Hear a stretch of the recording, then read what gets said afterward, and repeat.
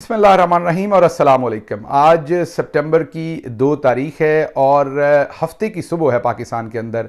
अभी तक की इंपॉर्टेंट खबरें और उनके ऊपर मेरा तज्जिया आपके सामने हाजिर है। सबसे पहली खबर आपको ये देनी है कि पाकिस्तान के अंदर अदलिया के पूरे निज़ाम में एक भूचाल आया है। एक हाई कोर्ट के जज साहब ने कल ज़मानत दी थी और अहकामात दिए थे कि परवेज़ इलाही साहब को ना पकड़ा जाए, लेकिन ना उस अदालत की इज़्ज़त का ख्याल किया गया, ना ही उनके ऑर्डर्स का ख्याल किया गया, ना ही उस जज की इज़्ज़त का ख्याल किया गया। उन्होंने बाकायदा अदालत का अमला भी साथ भेजा था कि परवेज़ इलाही साहब को गिरफ्तार नहीं करना। जानबूझकर नज़र ये आया कि इस चीज़ को हिकमत अमली से भी अगर परवेज़ इलाही साहब को पकड़ना ही था, अंदर ही रखना है, जुल्म ही करना है, फिर भी अकल इस्तेमाल की जा सकती थी, तदब्बर इस्तेमाल किया जा सकता था। लेकिन कल अदलिया को वाज़े पैगाम दिया गया कि सिर्फ जज दिलावर चाहिए या जज अबुल हसनात चाहिए, इसके अलावा हमें कोई और किसी किस्म का जज नहीं चाहिए। जस्टिस साहब ने फैसला दिया, साथ अदालत का अमला भेजा, लेकिन अदालत के अमले को धक्के मारे गए, थप्पड़ मारे गए और उसके साथ साथ परवेज़ इलाही साहब को धक्के देते हुए, खींच कर, तशद्दुद करते हुए गिरफ्तार करके ले जाया गया। और इस सब के बाद एक बड़ा भूचाल आया है पाकिस्तान की अदलिया के अंदर। जजेस ने इस सूरत हाल से चीफ जस्टिस उमर अता बंदयाल को आगाह किया है। मेरी इंफॉर्मेशन ये है कि एक बड़ी तादाद में जजेस ने अपनी रिजेंटमेंट का इजहार किया है कि इन हालात के अंदर मजीद इस तरह से फैसले देने और उससे अपनी तौहीन करवाने से जजेस अब कंफर्टेबल नहीं हैं। अब देखते हैं जस्टिस उमर अता बंदयाल जाते जाते ये जो कुछ कल हुआ है इसके ऊपर क्या करते हैं, जजेस की तकरीम को किसी तरीके से वो करते हैं या नहीं, इसके ऊपर आपके सामने पूरी बात करेंगे। ये स्टोरी क्या है। दूसरी स्टोरी आपके सामने रखनी है कि एक एस्टेब्लिशमेंट के बहुत क्लोज समझे जाने वाले सहाफ़ी एक्सप्रेस न्यूज़ से हैं। उन्होंने कल जियो टीवी की अपीयरेंस के अंदर, जहां वो जियो टीवी पर अपीयर हुए, ये बताया कि सदर आरिफ अलवी जो एक बड़ा ऐलान करने जा रहे थे और हमने आपको 2 दिन पहले मैंने बताया था कि वो इलेक्शन की तारीख देने जा रहे हैं, उन्होंने जियो टीवी पर यह बताया कि वो इलेक्शन की तारीख देने चाह रहे थे। फिर 2 अहम शख्सियात की उनसे मुलाकात हुई और उन पर प्रेशर डाला कि आप ये काम ना करें। जियो टीवी पर उन्होंने नाम नहीं लिए, लेकिन अपने ट्विटर के ऊपर उन्होंने आर्मी चीफ और DGISI का नाम लिखकर कहा कि उनकी उनसे मुलाकात हुई है। बहुत डेवलपिंग स्टोरी है, इंपॉर्टेंट स्टोरी है, इसके ऊपर आपसे बात करेंगे। तीसरी स्टोरी आपके सामने हम रखेंगे ओन अब्बास बप्पी साहब। कल हमने आपको बताया था उनका पार्टी छोड़ने का, अंदर के हालात क्या थे वो आपके सामने रखेंगे और कुछ ऐसी खबरें हैं जो आपसे आज शेयर करनी है, उनके ऊपर भी बात करूंगा। पहली खबर की तरफ आते हैं, लेकिन उससे पहले मैं बताऊं कि कल जो परवेज़ इलाही साहब के साथ हुआ, जिस तरीके से हुआ, ना वो पंजाब की सकाफत है, ना वो पंजाब का वैल्यू सिस्टम है, ना ही पंजाब की पूरी पब्लिक और जो लोग हैं वो इस तरह के सिस्टम के अंदर कभी रहने के आदी हैं, ना रह सकते हैं।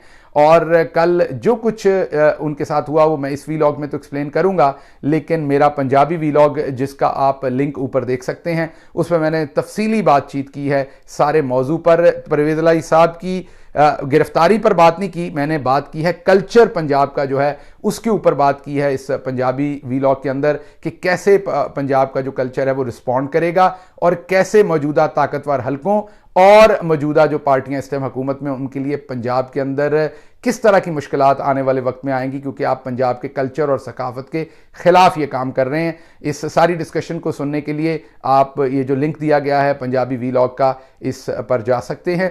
अब हम पहली खबर पर आते हैं। पहली खबर ये है कि आपको जैसे मैंने बताया कि अदलिया के अंदर एक बहुत बड़ा भूचाल आया है। जस्टिस अमजद रफ़ीक साहब ने एक फैसला दिया था परवेज़ इलाही साहब को छोड़ने का। हमारी इत्तलात ये हैं कि उनके ऊपर पहले प्रेशर था कि आप ये फैसला ना दें। उस प्रेशर के बावजूद उन्हें लगा कि कानून के मुताबिक ये फैसला देना चाहिए, उन्होंने दिया। साथ अदालती अमला दिया कि इनको घर पे छोड़ के आ जाए ताकि कोई गिरफ्तार ना करे। ऑर्डर्स में भी वाजे लिखा, लेकिन जस्टिस साहब के ऑर्डर्स की धज्जियां उड़ा दी गई और परवेज़ इलाही साहब को सड़क पर रोककर लतीफ़ खोसा साहब को धक्के देकर निकाला गया। अदालती अमले को थप्पड़ मारे गए, फेंक दिया गया वहां सड़क के ऊपर गाड़ी से निकाल कर, और परवेज़ इलाही साहब को खींचते हुए, धक्के मारते हुए, तौहीन करते हुए गिरफ्तार करके, तशद्दुद करते हुए गिरफ्तार करके ले जाया गया। बात तो ये गिरफ्तारी की है, और अगर 2-4 दिन के बाद कोई नया झूठा मुकदमा बना के भी परवेज़ इलाही साहब को गिरफ्तार किया जा सकता था। लेकिन इसमें 2 चीजें नजर आती हैं। एक चीज़ तो ये नज़र आती है कि दानिशमंदी कहीं नहीं है, होश वाली बात इस टाइम कहीं नहीं है। कोई ऐसी बात नहीं है कि जिसमें कोई शख्स ये देखने के लिए तैयार हो कि इस मामले की रेमिफिकेशंस क्या होंगी, इसके आफ्टर इफेक्ट्स क्या होंगे। एक तो ये बहुत बड़ी चैलेंजिंग बात है कि पूरे सिस्टम के अंदर कोई ऐसा दाना शख्स नहीं बैठा जो ये देखे कि अदलिया के साथ डायरेक्ट कन्फ्रंट्रेशन तो फिर पाकिस्तान में रह क्या जाएगा। सदर ज़िया कहते थे कि आइन के सिर्फ 12 सफ़ात हैं, लगता अब तो 12 भी नहीं रह गए, अब तो कोई 12 नुक्ते ही रह गए हैं और सिर्फ एक सफ़े के ऊपर 12 नुक्ते लगे हुए हैं और उसी को आइन कह दिया गया है। तो कहने की बात यह है कि ये जिसने भी फैसला किया है उसने असल में अपने पांव पे कुल्हाड़ी मारी है। इतनी डायरेक्ट बिलेटेंट जब आप ह्यूमिलिएशन करेंगे अदलिया की, जजेस की, तो फिर क्या होगा। आपको बताते हैं अंदर की स्टोरी। हुआ यह है कि जजेस ने एक सख्त किस्म की रिजेंटमेंट दी है। जजेस ने जो जस्टिस अमजद रफीक साहब और लाहौर हाई कोर्ट की तजलील की गई है उसके बारे में जजेस ने एक वाज़े पैगाम कल रात गए भेजा है जस्टिस उमर अता बंदयाल साहब को। रिपोर्टेडली हमें पता चला है इस बात का, और उन्होंने उन्हें कहा है कि हमें बहुत सख्त तशवीश है जिस तरीके से हम कानून के मुताबिक फैसले देते हैं और फिर उन फैसलों की धज्जियां उड़ाई जाती हैं, अदालतों की तौहीन की जाती है, और बदकिस्मती से आला अदालत के जो आला ओहदेदार हैं वो अदालत की तकरीम के लिए उस तरीके से खड़े ना हो सके, उस तरीके से उन्होंने उसे प्रोटेक्ट नहीं किया। अब जजेस ने यह पैगाम भेजा है कि इन हालात के अंदर मजीद ऐसे फैसले करना और फिर उन फैसलों से तजलील करवाना जो है वो अदलिया के वकार के बहुत खिलाफ होगा। अब सारा जो वजन है वो जस्टिस उमर अता बंदयाल साहब के ऊपर है कि वो क्या फैसला लेते हैं, क्योंकि जजेस बहुत नाराज हैं। और अब ये हामिद मीर साहब के बकौल उनका ट्वीट अगर आप देखें तो बिल्कुल दुरुस्त ट्वीट है उनका कि अब ये लड़ाई इस्टेब्लिशमेंट और जजेस के दरमियान आ गई है। पहले तो शायद पाकिस्तान तहरीक इंसाफ ही अकेली थी, लेकिन अब जो अदलिया के ऊपर हमला किया है, जिस तरीके से अदलिया को आप ये कह दें कि बिल्कुल उनकी कोई इज्जत तकरीम रहने नहीं दी, आप ये कह दें कि उन्हें फेस सेविंग देने की भी कोशिश नहीं की गई। एक होती है ना सिर्फ फेस सेविंग दे देते हैं, मिनिमम हद पे आप झूठा ही सही लेकिन किसी किस्म का भरम रखते हैं, वो भी नहीं रहने दिया गया अदलिया का। तो आने वाले दिनों में देखते हैं कि अब जस्टिस उमर अता बंदयाल क्या करते हैं, पूरी अदलिया की करती है। और वकीलों के ऊपर बहुत बड़ा बोझ आ गया अब कि वकला अब अपनी पोजीशन को, अपनी बार और बेंच को, अपनी तकरीम को कैसे बचाते हैं। यहां आपको एक बात याद रखनी पड़ेगी कि पाकिस्तान में कोई भी और शोबा जो है उस पर आप एतराज कर सकते हैं कि वो झुक जाते हैं, डर जाते हैं, भाग जाते हैं। वकला ने पाकिस्तान के 75 सालों में अगर किसी एक तबके ने यह साबित किया है कि उन्होंने दबाकर हमेशा आइन पर खड़े रहने की कोशिश की है तो वो पाकिस्तान के वकला है। अब इसके साथ दूसरी खबर की तरफ हम चलते हैं, वो सदर आरिफ अलवी साहब के बारे में है। मैंने 2 दिन पहले आपको बताया था कि वो इलेक्शन की तारीख देने जा रहे हैं। ये बड़ी खबर थी, डेवलपिंग स्टोरी थी, जाहिर बात है, और हमें पता था कि वो खबर अनाउंस करने वाले हैं। कल एक्सप्रेस न्यूज के एक सहाफी जो एस्टेब्लिशमेंट का माउथ पीस समझा जाते हैं, बहुत करीब हैं, उन्होंने कल जियो टीवी के ऊपर शाजिब खानजादा साहब के प्रोग्राम में अपीयरेंस दी और उसमें उन्होंने कहा कि सदर आज तारीख देने लगे थे, लेकिन फिर सदर हाउस के अंदर 2 अहम शख्सियात की उनसे मुलाकात हुई और उस मुलाकात के अंदर सदर साहब को बता दिया गया कि अगर आपने इलेक्शन की तारीख दी तो फिर आपके साथ अच्छा सलूक नहीं होगा, मामलात खराब हो जाएंगे। यहीं तक वो नहीं रुके, उन्होंने फिर अपने ट्विटर के ऊपर ट्वीट किया और ट्वीट जो उन्होंने किया उसमें उन्होंने वो जो 2 अहम शख्सियात जियो टीवी पे कहा था वहां उन्होंने उनके नाम ले दिए। उन्होंने कहा कि वो आर्मी चीफ हैं और डीजी ISI हैं। अब एस्टैब्लिशमेंट के इतने करीबी एंकर जो हैं वो अपनी मर्जी से ये ट्वीट नहीं कर सकते, ना खबर दे सकते हैं, उनसे ये खबर दिलवाई गई है। दिलवाई क्यों गई है? ताकि सदर साहब के ऊपर वाज़े तौर पर प्रेशर आ जाए, उनको ये वाज़े पैगाम दे दिया जाए कि अब मैदान में हम खुल के सामने हैं, अब आप हैं या हम हैं, आपने अगर इलेक्शन की तारीख देनी है तो फिर आपको कॉन्सिक्वेंसेस के लिए भी तैयार रहना पड़ेगा। अब देखते हैं सदर ममलकत क्या करने जा रहे हैं। मेरी इंफॉर्मेशन तो ये है कि वो समझते हैं कि उनका आईनी रोल है और उनकी आईनी रिस्पॉन्सिबिलिटी है कि उन्होंने इलेक्शन की तारीख देनी है तो वो इलेक्शन की तारीख हर सूरत देंगे। ये मेरी अभी तक की इंफॉर्मेशन है। बहरहाल जो भी इसमें डेवलपिंग स्टोरी हुई वो आपके सामने रखेंगे। तीसरी खबर ऑन अब्बास भप्पी साहब के बारे में मैंने आपको देनी थी। उनकी आपने वीडियो देखी, पार्टी छोड़ने की, पार्टी का ओहदा छोड़ने की और सियासत से अलहदगी इख्तियार करने की। मेरे पास इंफॉर्मेशन है कि जब उन्हें अगवा किया गया उनको ये बता दिया गया कि आप पूरी ज़िंदगी बाहर नहीं आ सकते, आपका कारोबार बंद कर दिया जाएगा, बाहर आपको कारोबारी तौर पर भी नुकसान दिया जाएगा, सियासी तौर पर भी नुकसान दिया जाएगा और आपको पूरी ज़िंदगी हम ये जिस अबडक्शन में आप हैं वहाँ से बाहर नहीं आने दिया जाएगा। अगर आप ये ऐलान नहीं करेंगे तो खुशी का ऐलान नहीं है, ये उनसे ज़बरदस्ती ऐलान लिया गया है। और पार्टी, मेरा ख्याल है ऐसे तमाम लोग जिनसे ज़बरदस्ती बयान लिए गए हैं, ऐसे लोग भी थे जिनका पार्टी को पता है कि वो बड़ी खुशी से पहले से ही फैसला कर चुके थे पार्टी छोड़ने का, और मौका आने पे उन्होंने पीठ में छुरा घोंपा। लेकिन ऐसे भी लोग हैं जिनके ऊपर बहुत सख्ती की गई है, सख्ती मीन के उन्हें आगे से तमाम रोशनी बंद की गई कि आप बाहर कभी नहीं निकलेंगे, तो उन्होंने फिर मजबूरन इस बात का ऐलान किया। तो पप्पी साहब के साथ भी ऐसा ही मैटर हुआ, ये आपकी अर्ज करना था। एक और चीज़ जो मेरी ज़ात से रिलेटेड है वो आपके सामने रखनी थी। 2-4 दिन पहले हम अलबामा में गए थे, मैं, मोईद पीरज़ादा साहब और बहुत सारे काबरीन थे। वहाँ पर हैदर मेहदी साहब भी तशरीफ़ लाए थे। वो पहली नशिस्त में नहीं आ सके थे, शायद उनको फ़्लाइट नहीं मिली थी। दूसरी नशिस्त जहाँ हम तकरीर कर रहे थे, वहाँ पर मुझे पहली दफ़ा उनसे मेरी इंटरेक्शन हुई, और वहाँ पर जब वो तशरीफ़ लाए तो वो वहाँ तकरीर करना चाहते थे।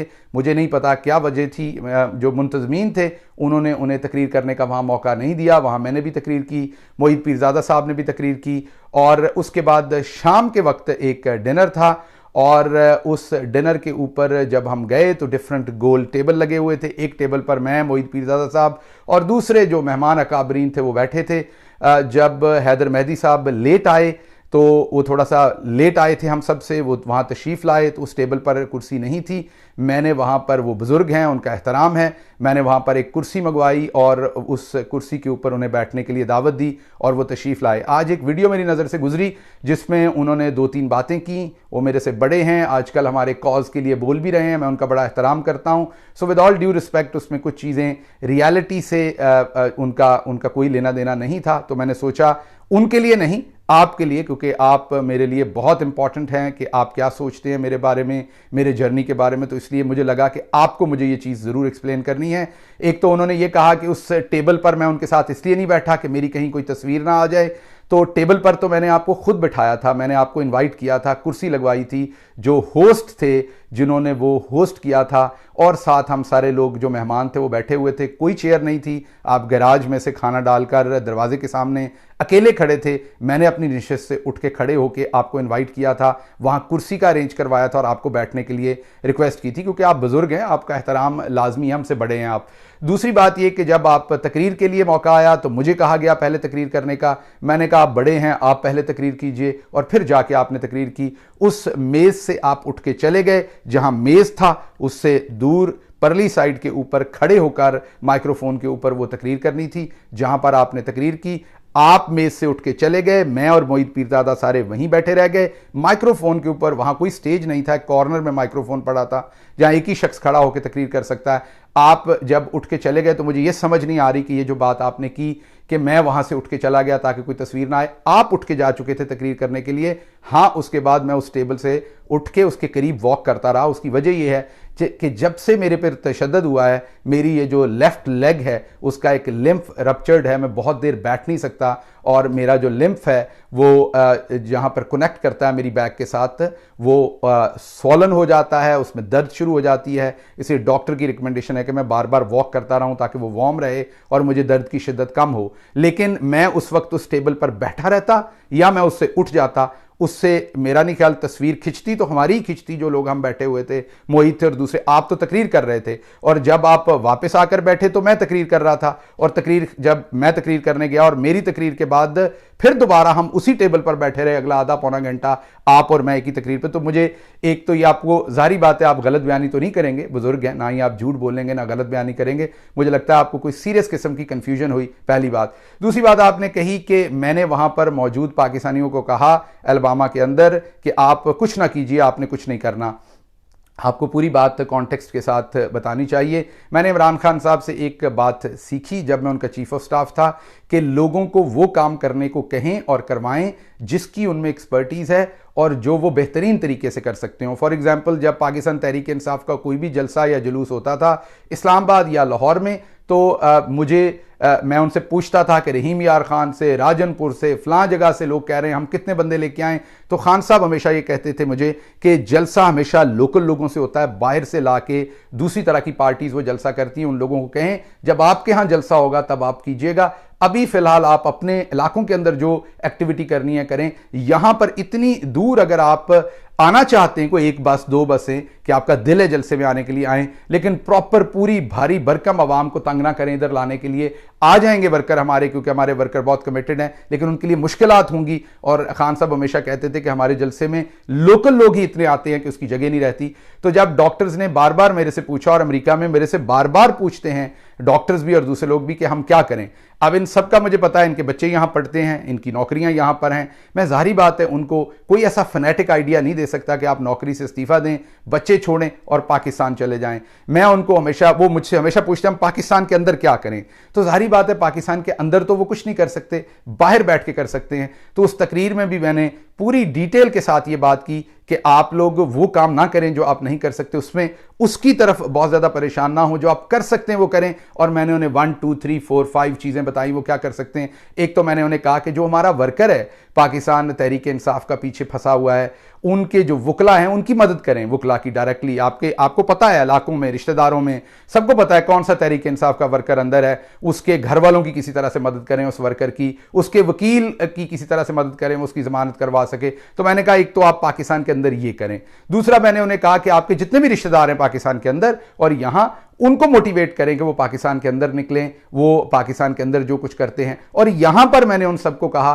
कि आप जो है वो पाकिस्तान, जो अमेरिका है इसके अंदर आप बहुत सारी और जगहों पर ऐसे इवेंट्स करें, पाकिस्तानियों को बुलाएं। और फिर मैंने उन्हें कहा कि जो आपके गोरे दोस्त हैं तमाम, या दूसरे दोस्त हैं इन इलाकों के अंदर, वो उनके साथ बात करें, उनके साथ पाकिस्तान में जमहूरियत के हालात, फ्रीडम ऑफ स्पीच के ऊपर बात करें, ताकि एक अवेयरनेस आए पूरी दुनिया में जो इमरान खान के साथ हो रहा है और पाकिस्तान तहरीक इंसाफ के साथ हो रहा है। तो मैंने उन्हें ये वाली बातें बताई। मैंने उन्हें कहा कि आप ये फिक्र ना करें कि आपने वहां जाकर कुछ करना है, क्योंकि आप यहां से बैठ के वहां जाकर कुछ नहीं कर सकेंगे, क्योंकि आपकी यहां फैमिलीज हैं, जॉब्स हैं, आपकी कमिटमेंट्स हैं। यही मैंने इमरान खान से सीखा है कि right person for the right job, यही मैंने उन्हें तलकीन की है। मैंने उन्हें यह बिल्कुल नहीं कहा कि आप कुछ ना करें पाकिस्तान में। अगर मैंने उन्हें यह कहना होता तो इसी इवेंट के जो ऑर्गेनाइजर हैं डॉक्टर काजी और डॉक्टर आसिम और दूसरे अकाबरीन जो वहां थे, उन्हें मैंने जाती तौर पर रिक्वेस्ट की थी कि उनका करीब तरीन बड़ा शहर अटलांटा है, जिसके अंदर अभी तक कोई बहुत बड़ी उस तरह की एक्टिविटी नहीं हुई। तो मैंने उनसे रिक्वेस्ट की थी कि आप लोग पर्सनली इसके अंदर इन्वॉल्व होइए और अटलांटा के अंदर एक बड़ा कोई चीज़ बर्पा कीजिए पॉलिटिकली, ह्यूमन राइट्स के हवाले से पाकिस्तान के अंदर, कि वहां पर ह्यूमन राइट्स की वायलेशन कैसे हो रही है, जिससे उन्होंने अग्री किया और अब वो उसकी तैयारी भी कर रहे हैं। और इंशाल्लाह हम सब जल्द ही अटलांटा के अंदर इकट्ठे होंगे और वहां से भी ये करेंगे। अभी अगले ही हफ्ते 10 तारीख को मैं लॉस एंजलिस जा रहा हूं और वहां पर भी हम एक ह्यूमन राइट्स के ऊपर बातचीत कर रहे हैं। ऑल द वे 6 घंटे की फ्लाइट है, सेहत मेरी ठीक नहीं होती, आपको पता है मेरे जो इश्यूज हैं, मेरे तशद्दुद के बाद से उससे इतनी लंबी मेरे से फ्लाइट्स ली नहीं जाती। लेकिन जब से मैं पाकिस्तान से यहां पहुंचा हूं, कोई एक दिन नहीं है, कोई आइडेंटिफाई नहीं कर सकता कोई एक दिन जिस दिन मैंने छुट्टी की हो इमरान खान के लिए या अपनी पार्टी की कॉज के लिए काम ना किया हो। ये 2 चीजें बतानी थी। तीसरी चीज उन्होंने कही जो शायद इतनी इंपॉर्टेंट नहीं है, वो उन्होंने कही कि पाकिस्तान से बाहर कोई बंदा भी मौजूदा आर्मी चीफ और DGI की इजाज़त के बगैर नहीं आ सकता। इन्फर वो कर रहे थे कि मैं उनकी इजाज़त के साथ आया हूं, तो उसके लिए मैंने पहले भी कहा वो मेरे बुजुर्ग हैं, मैं किसी सूरत, क्योंकि वो इस कॉज के लिए बोल रहे हैं, क्योंकि वो लगातार इस कॉज के लिए बोल रहे हैं, तो मैं कोई ऐसी स्टेटमेंट नहीं दे सकता जिससे वो हर्ट हों। मैं यही समझ सकता हूं कि जो भी उन्होंने बात की किसी गलत फहमी की बिना पर की और उनकी ये बात की इजाज़त से ही आए होंगे। तो उसका मुझे एक ही जवाब है, जो इजाज़त से कुछ कर रहे हैं वो पाकिस्तान के अंदर पूरी बदमाशी के साथ रह रहे हैं। सिर्फ आपने एक बयान देना है या चुप रहना है, या आपने प्रेस कॉन्फ्रेंस करनी है या चुप रहना है, तो आपको कोई टच नहीं करेगा, आपके कोई मुकदमात नहीं होंगे। मेरा हजूर वाला यहां आने के बाद शनाख्ती कार्ड ब्लॉक हो चुका है, मेरे बैंक्स के अंदर जो भी मेरे पास थोड़े बहुत पैसे थे पाकिस्तान के अंदर वो ब्लॉक हो चुके हैं, मैं उनको इस्तेमाल नहीं कर सकता। मेरी प्रॉपर्टी जो है उसको जो अदालत है वो साथ अटैच कर रही है, जो भी मेरी सेविंग्स थी मेरे ऊपर, जो भी यहां पर मोहित पीरजादा आपको पहले से बता चुके हैं कि अमेरिका के अंदर 3 लोगों का नाम भेजा गया है वहां से, शाहीन सहबाई साहब का, मोहित पीरजादा साहब का और मेरा, कि इनको चुप करवाएं किसी तरीके से। इनको जब तक आप चुप नहीं करवाते हमारा मसला हल नहीं होता। तो मेरा मसला सिर्फ एक है, आप ने एक और बात कही कि मैंने कहा कि मैं फ़ौज के बारे में ये बात नहीं करना चाहता, मैं फ़ौज के बारे में वो बात नहीं करना चाहता। मैं अपनी हर तकरीर में फ़ौज का जो सियासी किरदार है उसके ऊपर सख्त तरीन तनकीद करता हूँ। जनरल बाजवा ने जो पाकिस्तान के अंदर गंद डाला, मैं उसके ऊपर सख्त तरीन तनकीद करता हूँ। मौजूदा मिलिट्री की जो टॉप ऊपर बैठे हुए लोग हैं, वो जो इंसानी हकूक़ के ख़िलाफ़ जो भी बात होती है उसके ऊपर सख्त तरीन बात करता हूँ। लेकिन एट द एंड मैं इमरान खान साहब को और पाकिस्तान तहरीक इंसाफ को रिप्रेजेंट करता हूँ। मेरी और आपकी पोजीशन फ़र्क है। आप फ्रीलांसर हैं, मीन आपका किसी पॉलिटिकल पार्टी का बैज आपके ऊपर नहीं लगा हुआ। आप अपनी मर्जी से खुलकर जो दिल करता है वो बात करते हैं। मुझे अपनी पार्टी पॉलिसी को देखना है। मेरी पार्टी पॉलिसी और मेरे लीडर की एक बड़ी वाज़ेह पॉलिसी है कि पाकिस्तान तहरीक इंसाफ कभी भी फ़ौज के ख़िलाफ़ नहीं है। हम फ़ौज के गैर आइनी किरदार के ख़िलाफ़ हैं। हम ये समझते हैं कि हमारा एक एक सिपाही जो कुर्बानी देता है, जो हमारा एक एक सिपाही जो है वो शहीद होता है, हमारे ऑफिसर्स की फैमिलीज़, हमारी फ़ौज, हमें एक तगड़ी फ़ौज चाहिए। ये पाकिस्तान तहरीक इंसाफ और इमरान खान की सोच है और उन्होंने सब बहुत दफ़ा वाज़ेह तौर पर यह कहा हुआ है कि मुझे एक तगड़ी फ़ौज चाहिए और फ़ौज भी मेरी है, मुल्क भी मेरा है। इसलिए आपने मुझे, जब से मैं अमेरिका में आया, आप मेरे बुजुर्ग हैं, आपने मुझे बहुत दफ़ा मदऊ किया, डायरेक्टली भी रब्ता किया, इनडायरेक्टली भी रब्ता किया बहुत सारे लोगों के थ्रू कि मैं आपके साथ यूट्यूब पे बैठ के बात करूं या आपसे बात करूं। मेरा कोई इनकार करने की वजह कोई और नहीं है, सिर्फ एक ही वजह है कि आप बिल्कुल बहुत बहादुर हैं, मेरे से ज़्यादा बहादुर होंगे आप, बिल्कुल मैं ये बात मानता हूं। मेरे से ज़्यादा बोल्ड हैं, मेरे से ज़्यादा कुर्बानी भी दी होगी, आपकी फैमिली ने भी मेरे से ज़्यादा कुर्बानी दी होगी। पाकिस्तान के अंदर आपकी सारी प्रॉपर्टी भी इस टाइम जो है वो कन्फिस्केटेड होगी, आपके रिश्तेदारों के ऊपर भी वहाँ पर मसाइल होंगे, आपके साथ काम करने वाले लोगों के ऊपर भी वहाँ मसाइल होंगे। आपने मेरे से डेफिनेटली ज़्यादा तशद्दुद भी सहा होगा, कुर्बानी भी दी होगी। आप मेरे बुजुर्ग हैं, मैं आपका एहतराम करता हूँ, लेकिन आपको मेरी राय का इस सूरत में एहतराम करना होगा और मैं रिक्वेस्ट करूंगा कि आप ज़रूर करें कि मुझे ये फैसला करने दें कि मैंने कहाँ पर बैठ के बात करनी है और कितनी करनी है। मैं बिल्कुल आज के जो ISI चीफ़ हैं या आज के आर्मी चीफ़ हैं, उनका जो भी रोल इस टाइम इमरान खान साहब के हकूक़ को पामाल करने का है, पाकिस्तान तहरीक इंसाफ के ऊपर जो कुछ हो रहा है उस पर मैं बड़ा खुल के हर जगह पर बात करता हूँ, तकरीर करता हूँ। कोई ऐसा दिन नहीं होता जिस दिन मैं कोई ना कोई एक्टिविटी नहीं करता। लेकिन एट द सेम टाइम आप क्योंकि फ़ौज में रहे हुए हैं, आप एक एक्स फौजी हैं, ऑफिसर हैं, आप फौज को और तरह से बात करते हैं, आप फौज की मैकेनिज्म पे और तरह से बात करते हैं, आप फौज के इदारे के बारे में और तरह से बात करते हैं। मेरी ना तो फौज के बारे में उतनी अंडरस्टैंडिंग है, ना मैं बात करता हूं। तो इसलिए आपका ये इन्फ्रेंस करना कि मैं वहां से किसी की इजाज़त से आया हूं, तो उसका मेरा सिर्फ आपको इतना ही जवाब है कि इजाज़त से तो फिर आने की ज़रूरत ही नहीं थी। अगर इजाज़त तक मामला पहुंच गए थे तो मैं वहाँ बहुत सारे फिर रहे हैं दोस्त जो बड़ी आसानी से फिर रहे हैं और रेस्टोरेंट्स के अंदर देखे जाते हैं, अपनी फैमिली के साथ शादियों पर जाते हैं, सब कुछ कर रहे हैं वो वहाँ पर, उन्हें कोई नहीं पूछ रहा। तो मुझे फिर बाहरी दफ़ा होने की, यहाँ आने की क्या ज़रूरत थी? सब कुछ छोड़ छाड़ के वापस मेरे पास, तो जब मैं यहाँ आया हूँ तो मेरा पूरा इंफ्रास्ट्रक्चर मैं ख़त्म कर चुका था, यहाँ कुछ भी नहीं था, यहाँ दोबारा से सब कुछ शुरू कर रहा हूँ। तो मुझे फिर दोबारा एक दफ़ा ओवरसीज़ बनने की क्या ज़रूरत थी? मुझे वहीं रहना चाहिए था।